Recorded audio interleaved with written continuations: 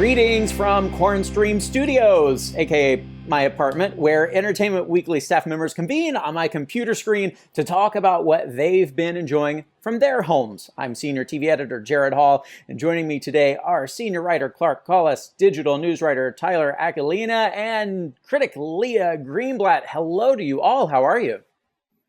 Hello. All right. Nice succulents. Well, thank you so much. They were a gift. I'm doing my best to keep them going. So you guys, as we head into month 2, crazy, of social distancing, this situation we find ourselves in can be more than a little scary. And we wanted to explore the horror we're watching alone in our homes with the lights out. So Clark, you are EW's resident horror aficionado. What's keeping you awake at night besides the obvious? Yes, well, that's well put. Well, it's interesting because I do find myself gravitating towards some of the films that came out at the start of the year, and I can't really work out whether that's because we actually had quite a good crop. I always think of January as kind of like my Oscar season because that's when all the horror movies are dumped into cinemas. Yeah. But I'm like, no. And the exciting thing is, if no more, we're not exciting, but it's going to be odd because if there are no more films released this year, then actually it's going to be like the Oscars of horror next year. It's true. Yeah. But Elizabeth Moss all the way. Absolutely. Well, speaking about Elizabeth Moss, I was a huge fan of The Invisible Man, which came out earlier this year and was a big hit. Yeah. Written and directed by Leigh Whannell, who wrote the original Saw movie and wrote the original Insidious movie, and just really did a fantastic job here of I mean, the word reboot is bandied around quite a lot, but this really was giving this particular title a complete makeover, giving the focus to Elizabeth Moss's Victim. Tyler, what is your pick, and why is it a good one to watch during quarantine? That's a good question. Well, I'm sort of a late in life horror movie fan, or at least late in my life up to now. That's fine. Welcome to the party. But I've been a big proponent of this current wave we've been having of like these indie horror movies that are really artfully made and bring a lot of different influences together while kind of harkening back to like new Hollywood horror of the 70s. And my pick of those would definitely be The Witch, which was really instrumental in kind of kicking off that movement. It got A24 into the horror game, and just kind of, rather than relying on jump scares, it relies more on just building this steady sense of dread. And I would say it's a good quarantine pick because it really fits the theme of social isolation. It focuses on this family of Puritans in, I believe, the 1600s who go out to the edge of the wilderness after they're exiled from their village. And there, the supernatural elements waiting out in the wild kind of encroach upon them slowly but surely. And Robert Eggers, the director, is actually kind of the master of the weirdly fitting quarantine film because The Lighthouse, which came out this last year, is also a great sort of cabin fever movie. So he really was oddly ahead of the curve in that regard. Certainly, I would agree with that. Leah, is there a scary movie from the past few years that you're feeling brave enough to revisit right now? Oh my God. Well, if you want to talk about house horror, I really want to make the case for Ready or Not, which I feel like did not get enough attention last year.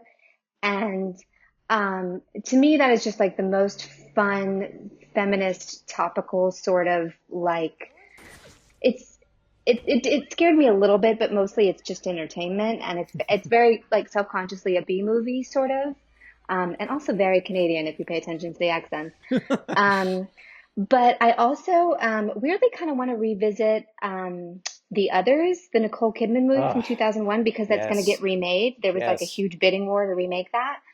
But otherwise, I'm feeling, because we're feeling so sort of trapped, obviously, in our homes, I want a more expansive movie. And most horror movies are about being trapped in a house, right? I mean, all throughout Mother, I just kept yelling at Jennifer Lawrence, like, get out of the damn house.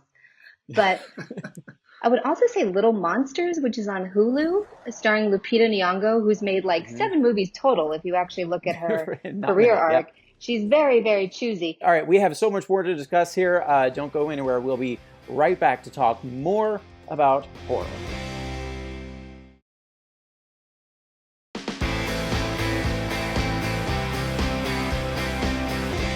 Welcome back to Quaran-Stream. I don't know about the rest of you, but as we find ourselves in month 2 of social distancing, I've been getting a deeper appreciation of the concept of isolation and re-examining all the ways it's used in some of my favorite horror movies. And while I'm not, filling reams of typewriter paper with all work and no play make Gerrad a dull boy, I'm definitely relating to characters stuck in one place for an indefinite amount of time. How about the rest of you? Has being barricaded inside from an invisible enemy caused you to relate to any classic horror movies? I feel like The Mist kind of comes to mind for me, but Clark?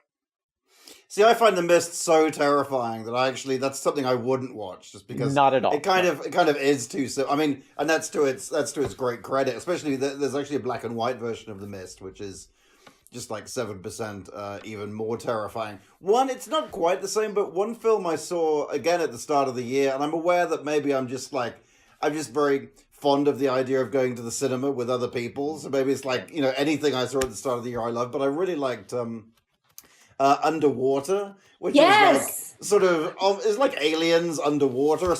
Good grief! They're coming to get me. Was that actually a spook there in your? Who knows? Who's to say? Yeah. So Underwater. Somebody's mad you didn't say Poltergeist. That's true. Underwater stars Kristen Stewart. He's on an underwater base, and it's just great because there are monsters. But essentially, it's half about the monsters and half about her and the crew trying to escape. But also, I saw that I think at the Alamo Draft House with lots of people and cheering and this and that. And I think what people forget is that, going to see horror movies is a communal experience. It's like a loud, it's scary, but it's also a big fun experience. And I really do miss that, I have to say. I want to say one movie, if you are feeling trapped, because I'm not a huge horror person, I keep going back to MIDSOMMAR because, it's flower crowns, it's Sweden, it's eternal daylight, and it doesn't have that confining feeling that we all are living through our own horror movies right now. And so that to me feels like he accomplishes that by not having any of the traditional elements of a horror movie, which is darkness, which is jump scares, which is sort of like that feeling of being trapped. And he has none of those elements and still scared the pee out of me. And you can now, A24, which is the company that produced that, they're auctioning off a bunch of stuff, including the floral dress that she wears, the flower-covered dress that she wears, and the bear suit. So if you want to recreate various parts of that film, then you can do it if you buy the costumes. If that's the kind of role play you're into, yes. I'm just saying. I was going to say we're not. Yeah, I was going to say start getting ready for Halloween now, but who knows if we'll even be able to celebrate that.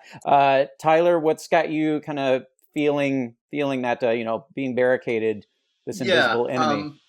If you want to get that isolated feeling while also going to, I wouldn't call it an exotic locale, but getting some nice vistas, I would definitely recommend John Carpenter's The Thing, which also features, as you put it, an invisible enemy. Well, it's an invisible enemy until it's suddenly extremely visible, but that's just another one of the all-time great just group of people, trapped in an enclosed space together. They're in Antarctica, so they can't go anywhere. And just some of the greatest creature design and practical visual effects that you'll ever see in any movie anywhere. And great performances, especially Kurt Russell and the great Keith David, who is just so great in that. Their kind of aggressive dynamic is really great. On the topic of John Carpenter, you have me kind of thinking about, not just the horror villains, the things we can't see, but these heroes of horror movies, and especially with the most recent Halloween, that pairing of Jamie Lee Curtis and Judy Greer, can we get them to fight coronavirus? Sure. Because that, I don't know, I'm just suddenly thinking about the two of them and how great they are, and I can't wait for the rest of that. It's becoming a trilogy, right? A new trilogy. Yeah, I can't wait for the rest of Halloween. that. There's Halloween Kills, which comes out this year, theoretically. And then Halloween Ends. And I don't know whether that's going to be the year after or maybe 2 years after. Interesting fact about that Halloween reboot and Judy Greer's character is that although it's set at Halloween, she's wearing a Christmas sweater Christmas. at various because the idea is that she's so sick of her mother, Jamie Lee Curtis's character, banging on about Halloween all the time that she just apparently just like the idea is that she just skips over Halloween and goes straight from like Thanksgiving to Christmas.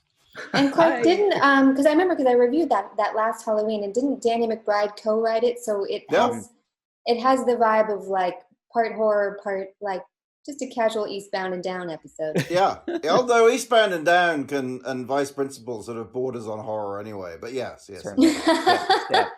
Love all of these suggestions, you guys. It's so great to see all of you. But sadly, this episode has met its demise. I want to thank my guests, Clark Collis, Tyler Aquilina, and Leah Greenblatt. And like an endless string of sequels, Quaran-Stream will return with more to enjoy. For Entertainment Weekly's Quaran-Stream, I'm Gerrad Hall. Stay safe and stay inside.